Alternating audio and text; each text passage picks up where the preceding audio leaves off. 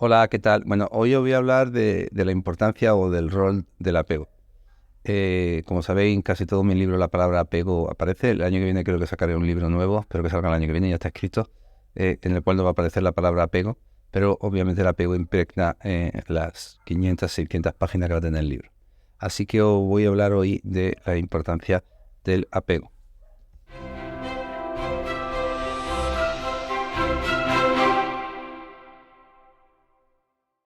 Bueno, lo primero que tenemos que definir qué es el apego. El apego es una necesidad de cualquier mamífero, también de las aves, de vincularse a figuras que sean, como decía Bowlby, más sabias y más fuertes.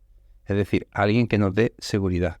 Siempre lo digo, lo repito otra vez, que el apego no es cariño, no es ternura, el apego es seguridad. Obviamente, el cariño y la ternura son roles muy importantes en el apego porque la persona tiene que darnos confort, sensación de confianza, pero no es estrictamente necesario. Sí que es necesario que haya seguridad. Querer mucho a un niño no significa hacer buen apego. ¿Por qué? Porque si lo sobreprotejo, en realidad no le estoy haciendo buen apego. No estoy pensando en las necesidades del niño, estoy pensando en las mías. Bien, ¿por qué es tan importante el apego? Tenemos que entender que todos los animales tienen unas ventanas de oportunidad. ¿Qué significa ventana de oportunidad? Significa que el cerebro, en este caso, porque estamos hablando de psicología del sistema nervioso, madura en ciertos momentos. Y en esos momentos es como una especie de ventana en el cual se tienen que producir ciertos tipos de aprendizaje, que si no se dan, no se van a dar nunca. Hay un experimento extremadamente desagradable que es coger un gatito y taparle el ojo cuando nace. Si a los 6 meses le quitamos el parche de los ojos y el gato ve, nunca más va a poder ver. El gato va a ser ciego toda su vida. ¿Por qué? Porque en esos 6 meses es fundamental que las neuronas de la retina se conecten con el lóbulo occipital del cerebro para poder generar visión.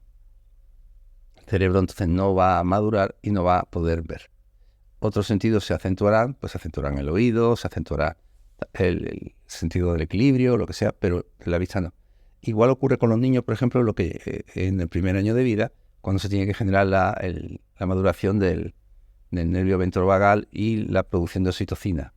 Esto lo que sirve es para conectar con otros seres humanos. Si en ese primer año de vida el niño está hospitalizado o ha estado en situaciones de riesgo o la mamá tiene una depresión y el niño no ha sentido ese afecto, no ha generado esa oxitocina, posteriormente va a ser muchísimo más difícil generarla.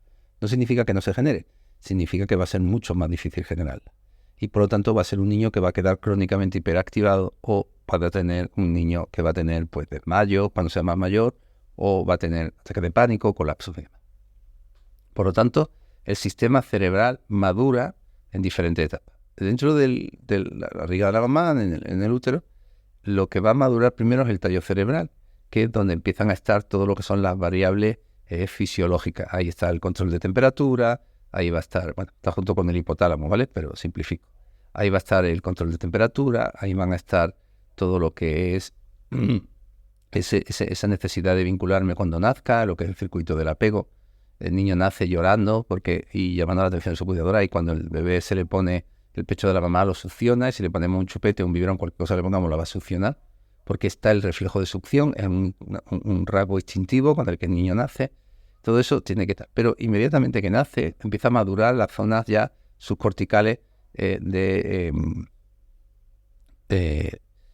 está la amígdala, donde está el circuito donde se regula principalmente el miedo, la ínsula, donde se regula principalmente todas las sensaciones, los ganglios basales, los núcleos estriados, donde se regula todo lo que es la recompensa, principalmente a nivel de aprendizaje, y por lo tanto, en ese momento, el niño necesita ser estimulado.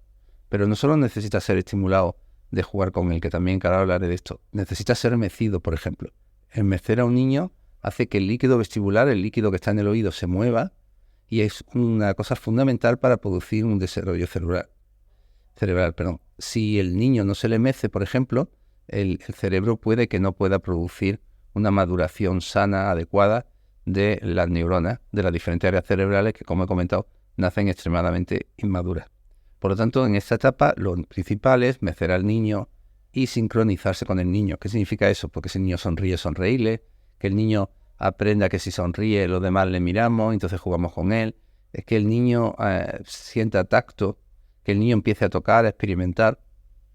Y es una etapa fundamental de juego. Y en esa etapa lo que se van a empezar a madurar principalmente es, como he explicado antes, los circuitos de la recompensa, los circuitos del miedo y también lo que se llama el corticoide frontal, que es la zona de la corteza que está justo debajo del ojo, que es donde va a aparecer todo, principalmente el desarrollo social. Y esto se aprende el primer año de vida. Si no se aprende en ese primer año de vida, pues porque estoy en una institución de adopción, porque mis padres no me atienden, porque mis padres, mi madre tiene problemas, mi padre tiene problemas. Entonces, esa área no va a madurar de una forma adecuada o eficaz. El niño al primer año de vida tiene que empezar a explorar, el niño empieza a andar, se empieza a meter en problemas, los padres se preocupan mucho, le regañan mucho. Dicen que mientras que el primer año de vida, el 90% del tiempo, los padres lo pasan jugando con los niños, a partir del primer año pasan el 70% regañando al niño, porque el niño explora y se pone en peligro. El niño ve una cosa allí amarilla que le llama la atención y va a intentar abrirlo para bebérselo y él lejía. O va a subirse a un sitio que nosotros pensamos que no puede llegar ahí arriba y parece un gato y se sube, pum, y se mete en esa ventana donde no podía llegar y ahí que intenta tirarse.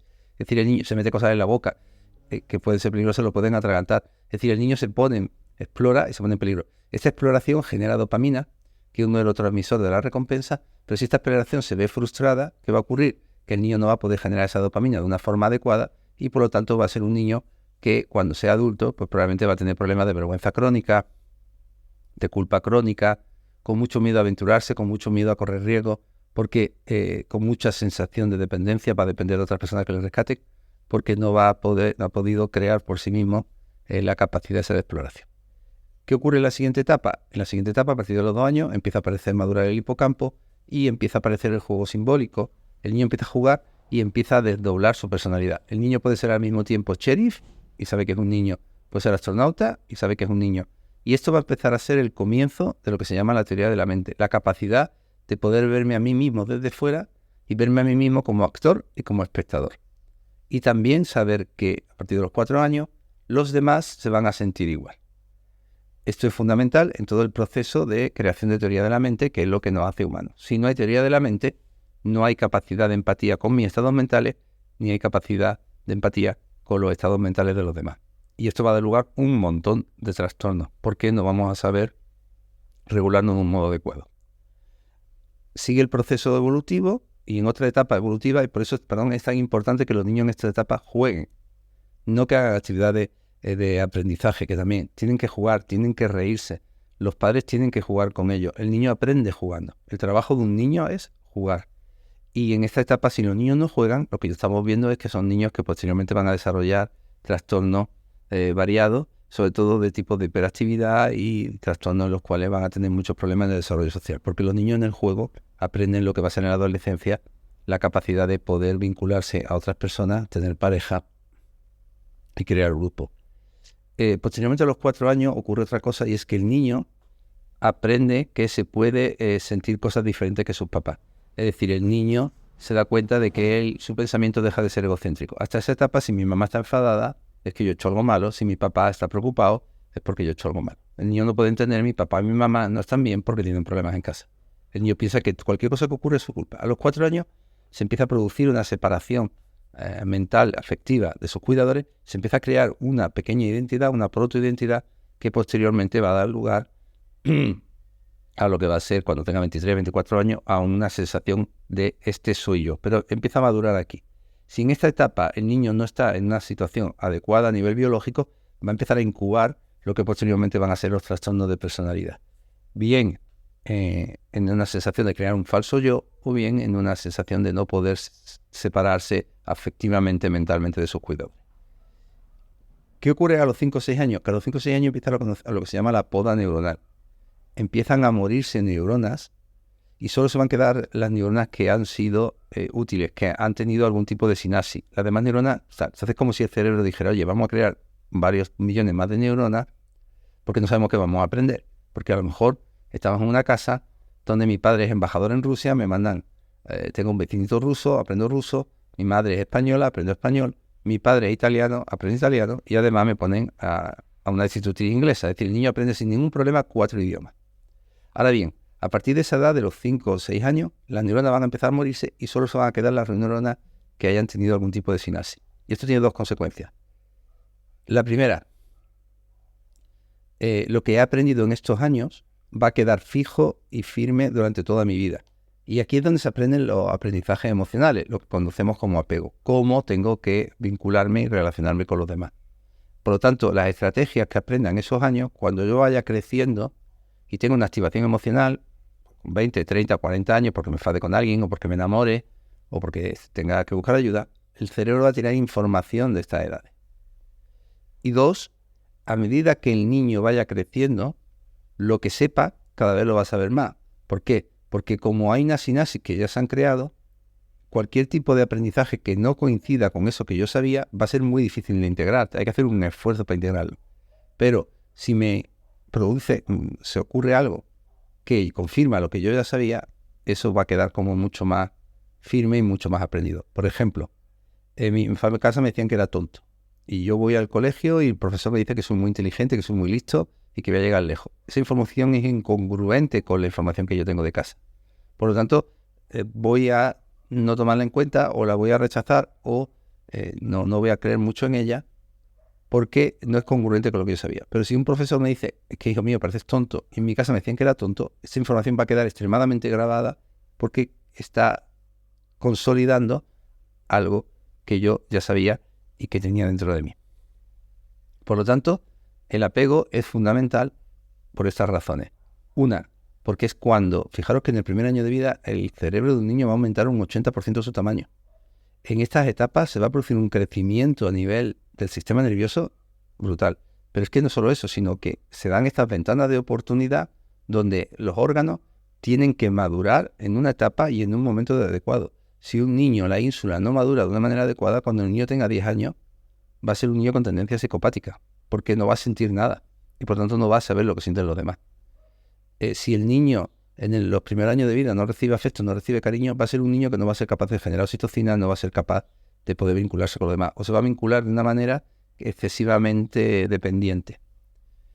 En este proceso, en esta etapa, se aprenden todos los aprendizajes emocionales que quedan grabados, codificados dentro de redes de memoria, y al morirse las neuronas que no contengan información relevante, la información que se va a quedar, aunque sea defectuosa, es la que la persona va a recurrir a ella una y otra vez para poder saber quién es. He dicho algo y es correcto y al mismo tiempo no lo es. He dicho, esa información es defectuosa. En ese momento era una información adaptativa. Pero cuando vaya creciendo, esa información que era adaptativa con mis cuidadores en los primeros años de vida, a lo mejor ya no es adaptativa cuando estoy en una pandilla o cuando me he casado. Pero el cerebro, insisto, no puede evitarlo, tirar de esa información emocional de esos primeros años de vida y utilizarla para dar respuestas emocionales a lo largo de toda mi vida y construir lo que conocemos como nuestra identidad. Así que muchísimas gracias, como siempre, por estar ahí. Espero que os haya resultado interesante y que entréis en este mundo del apego y os apasione tanto como a mí. No olvidéis que los primeros años de vida es como hacer los cimientos de una casa. Si los cimientos no están bien, el edificio, cuando venga cualquier problema, se va a destruir. Sí, a mí me gusta una frase que leí hace mucho tiempo, ¿no? Que decía que la infancia es el jardín donde jugamos toda nuestra vida. Muchísimas gracias y hasta pronto.